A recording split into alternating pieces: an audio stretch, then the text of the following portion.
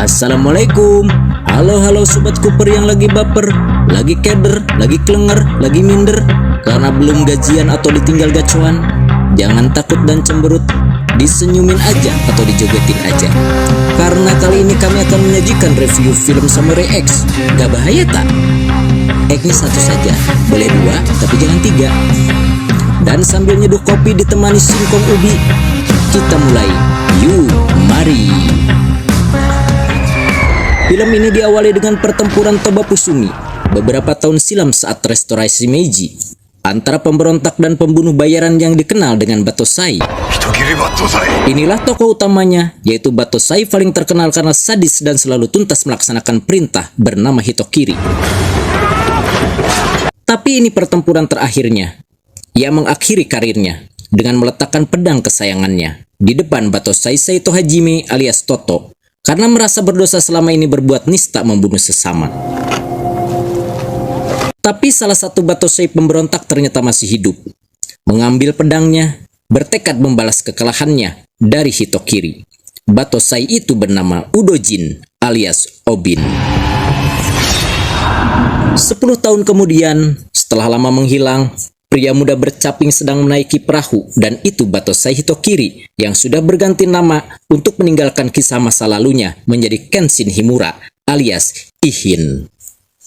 Di lain tempat tampak sepasang sepatu seorang pengusaha batu bata bernama Takeda Kanryu, biasa dipanggil Bos Tarno. Tolong dibantu ya. Sedang menerima kedatangan tamu gadis cantik bernama Takani Megumi alias Umi. Bos Tarno pun menyuruhnya pulang. Tapi ternyata Umi dicegat oleh pengawalnya, dan temannya yang sudah terlanjur keluar dibantai para algojonya. Umi yang bingung apa yang terjadi hanya bisa pasrah di pelukan bosnya. Esok hari di tengah perayaan demo kenaikan upah minimum provinsi, Ihin berjalan menyusuri keramaian. Sementara di lain tempat ada mayat yang ternyata karyawan Umi yang melarikan diri. Sedang diselidiki oleh Kapten Toto mantan Battosai yang kini menjadi Kabareskrim Polda Tokyo. Kembali ke Ihin yang terlihat sumringah dengan cilok di tangannya.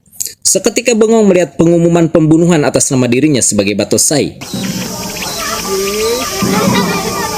Lalu tiba-tiba di belakangnya ada gadis bernama Kaoru Tamiya alias Mia tanpa bi. Menyangka Ihin adalah Battosai pembunuh yang dicari.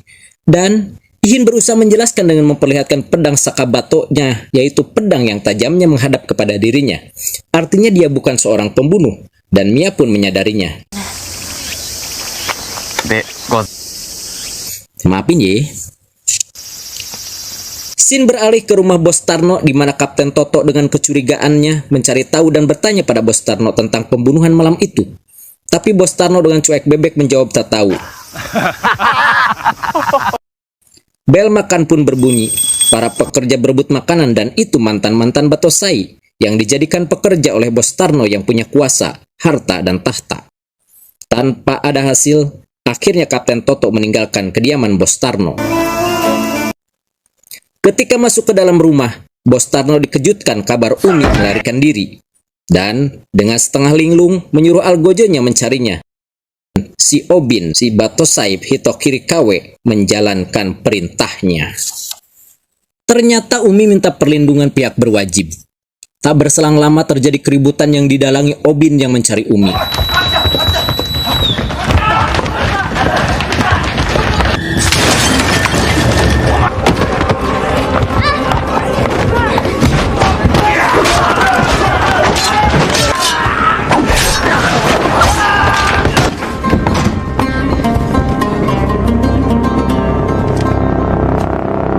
Tapi Umi berhasil lari dari kantor polisi dan Obin tanpa permisi. Di suatu jalan Mia menemukan seekor kucing dan tiba-tiba dari atas jembatan ada seorang polisi yang terjatuh. Terlihat ada Obin si pembunuh bercaping dan Mia yakin dialah pembunuh yang dicari polisi.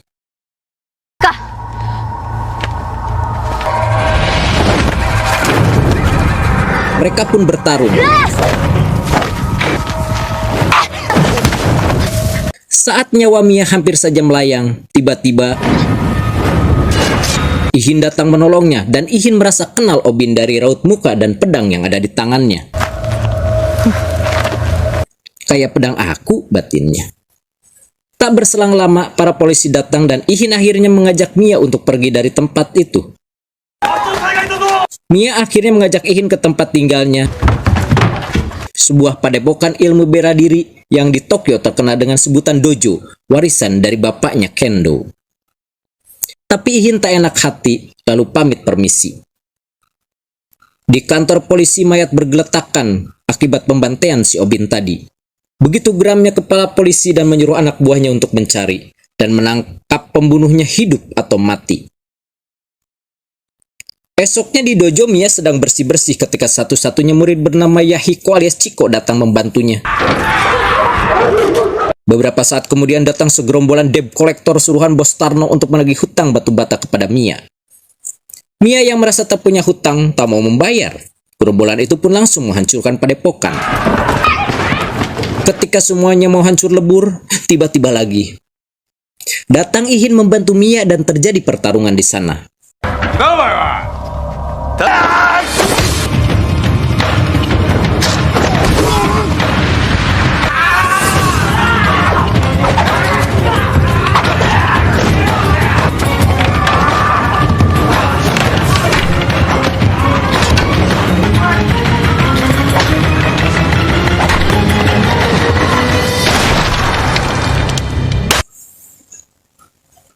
Warga sekitar heboh dan menuduh Ihin sebagai biangnya, tapi Mia membantahnya. Lalu datang polisi karena tak mau Mia yang jadi korban, akhirnya Ihin mengakui perbuatan dan menyerahkan diri untuk ditahan.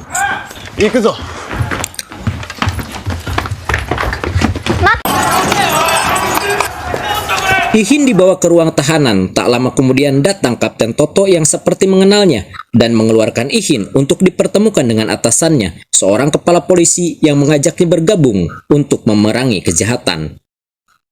Tapi Ihin menolaknya karena dia sudah tak mau lagi menumpahkan darah selamanya. Kapten Toto yang curiga Ihin seorang batosai lalu mengajaknya bertarung.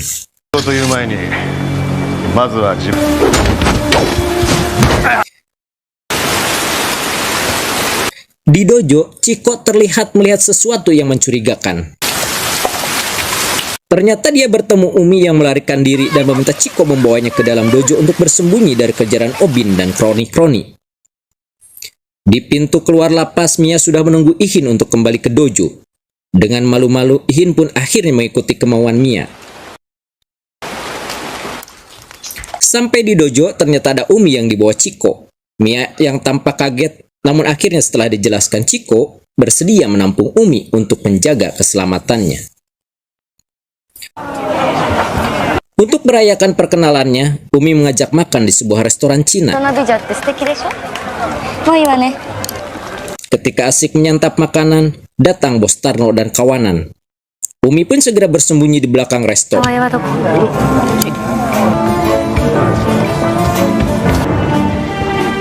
Bos Tarno yang melihat Ihin segera mendekati karena dia diberitahu Ihin yang mengalahkan anak buahnya di dojo dan menawarkan Ihin untuk menjadi bodyguardnya. Walau dengan imbalan uang, Ihin tak silau dan menolaknya. Setengah marah, Bos Tarno menawarkan ke semua siapa yang mau jadi bodyguardnya. Datanglah Sagara Sonosuke, napi yang baru keluar lapas alias Nono, menyanggupinya.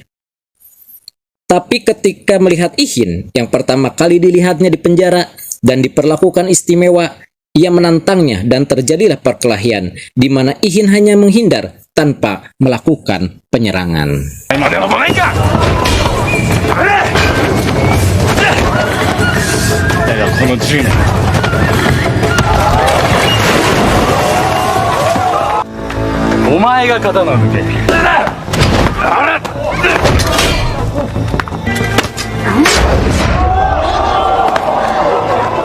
Akhirnya setelah beberapa jurus, Nono sadar bahwa Ihin bukan tandingannya dan ngeluyur pergi begitu saja. Pada malam yang sama, Obin si pembunuh bercaping kembali melakukan pembantaian.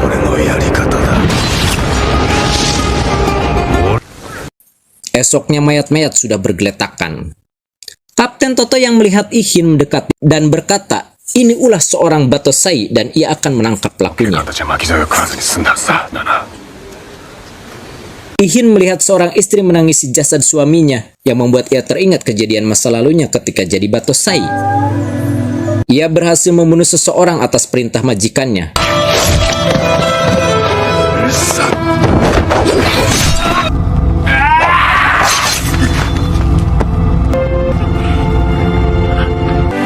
Tapi di saat yang sama, istri dan anak menangisi kepergian suami dan bapaknya. Ihin merenungi masa lalunya yang kelam dengan bekas luka berbentuk huruf X di pipinya. Mia pun menghibur untuk melupakannya.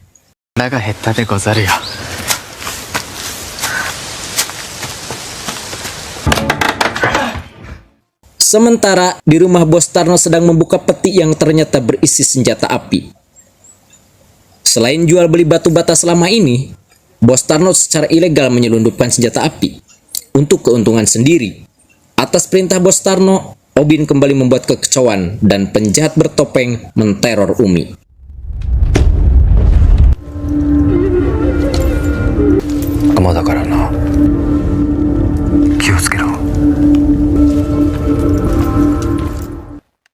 Esok paginya di dojo, ketika menyiapkan sarapan pagi, datang warga yang membawa anaknya yang tiba-tiba sakit perutnya. Umi segera mengecek sumber air, dan ternyata sudah teracuni.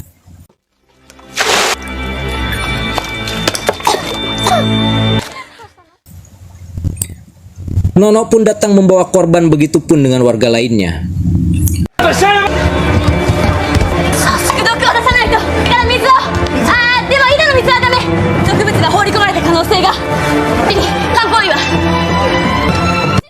Umi yang sedikit tahu ilmu pengobatan segera menyuruh membuatkan obat. Dengan kerjasama semua warga, akhirnya yang sakit pun selamat dan kembali sehat.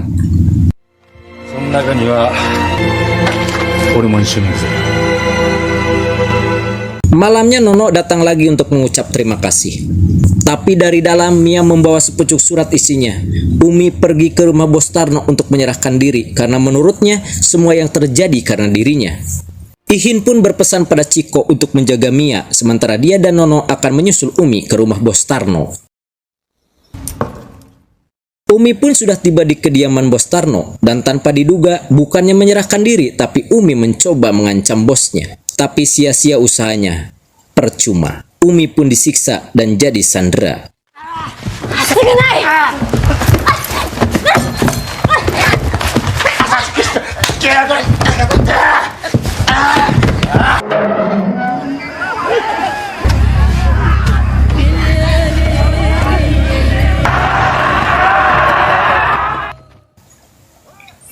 Sementara Ihin dan Nono telah sampai dan langsung menghajar begundal-begundal Bos Tarno.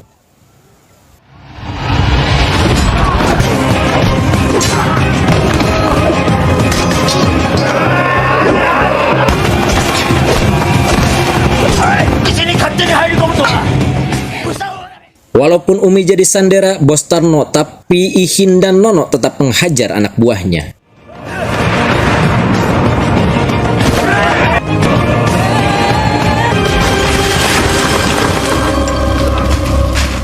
Akhirnya Nono berjumpa dengan Mat Tempe, salah satu algojo Bos Tarno.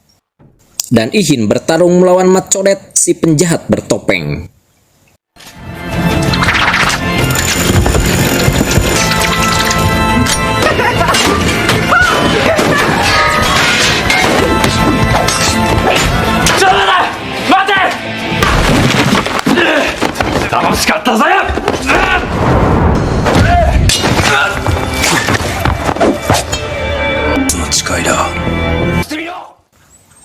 Setelah melewati beratus-ratus jurus, akhirnya Ihin dan Nono dapat melumpuhkan lawan-lawannya.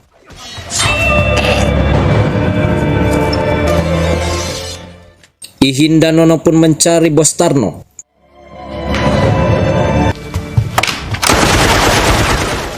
Tapi tiba-tiba, Bos Tarno memberondongnya dengan senapan mesin model Gatling yang baru saja dimilikinya. Ihin dan Nono kebingungan menghadapinya. Lalu datang Kapten Toto membantunya.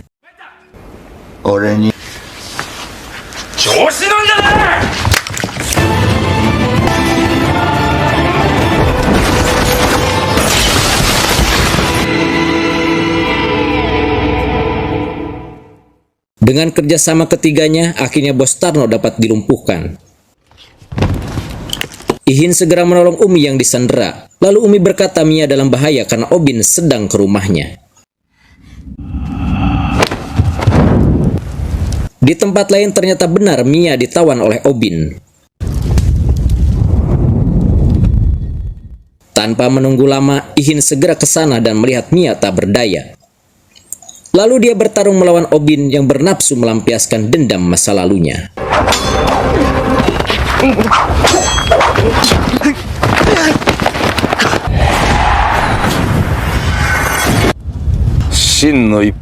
Di tengah pertarungan, Obin mengeluarkan jurus tenaga dalam melumpuhkan urat nadi Mia, menyebabkan semakin tak bisa berbuat apa-apa. Ihin yang melihat itu segera menyerang Obin dan akhirnya